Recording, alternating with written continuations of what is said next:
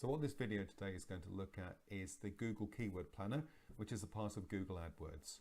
You'll need to create a Google AdWords account, and you'll do that through your Gmail address and the password for your Gmail address. Pretty much all of Google's functions such as Google Analytics, Google Trends, etc. can be accessed using your Gmail account. You'll need to go through some steps, put your website details in, as well as some payment details, because this is where you pay for advertising on Google, although there is no obligation for you to part with any money at all. However, this is a lovely tool in here to help you understand search volumes for keywords and begin to create keyword groups that you might be able to use to influence pages of websites, blog content, etc.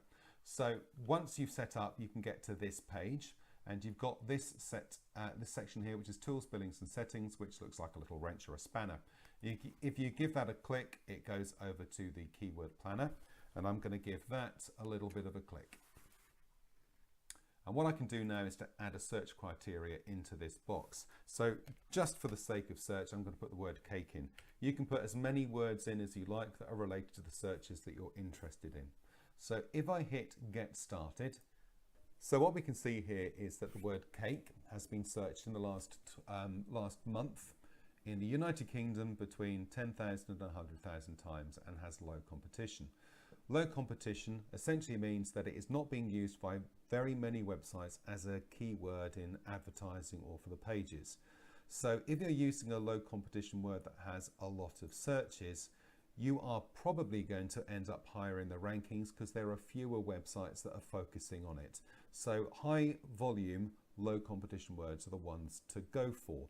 Now, you might think then that cake is ideal. I'm a cake company. I should focus everything around cake. Well, cake is too generic a term. The more generic a term, generally the less useful it is. It might appear in lots of searches, but it's not specific enough to drive action from your customers. But what Google Keyword Planner gives you is a list of related keywords, so you can start seeing the things that other people are searching that are related to it. So for instance, here we have cake design. Cake design has between 1,000 and 10,000 searches a month, which is a reasonable number, and it is low competition. Now, as a cake company, you then can have a page that is around about cake designs, simple cake designs or wonderful cake designs or whatever you want to call it. And now you've got in the title of a page a word that is a bit more specific, that has some good search criteria. And then you can start providing content. Carrot cake, for instance, red velvet cake, chocolate cake are all low volume words that have high searches every single month. So you can start using those words on your cake design page. Title of the page has got cake design in it, my fabulous cake designs for birthdays, whatever it might be.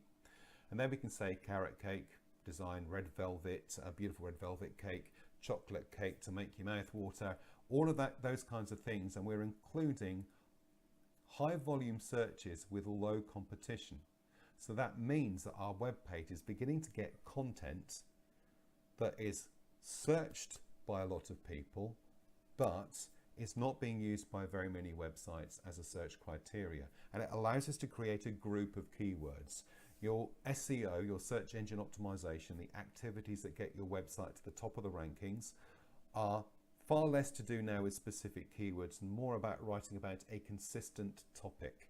So you're writing about one thing and one thing specifically, in this case, cakes and cake design, which means Google can recognize what that page is about nice and easily and present it in searches as highly relevant to people who are searching for cake designs, cakes, cake makers, whatever it might be.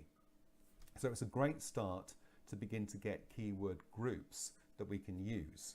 So that is the first thing that you should be doing with Google Keyword Planner, is experimenting with some of the keywords you think your customers are going to be using, and then having a look at alternatives that are more specific, have high volume searches and low competition.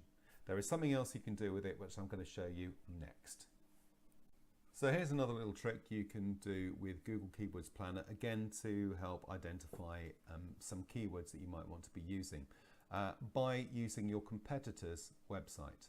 Now in this case, I've simply gone to the Debenhams website to do this, but go to a website that you want to get some insight into, go to the page of the website you want to get some understanding of the keywords, and you just copy and paste the URL at the top. So we copy it, and we go back to AdWords, back to this place where we put cake earlier. Instead of putting cake, I'm simply going to Control V and I'm going to paste in that website.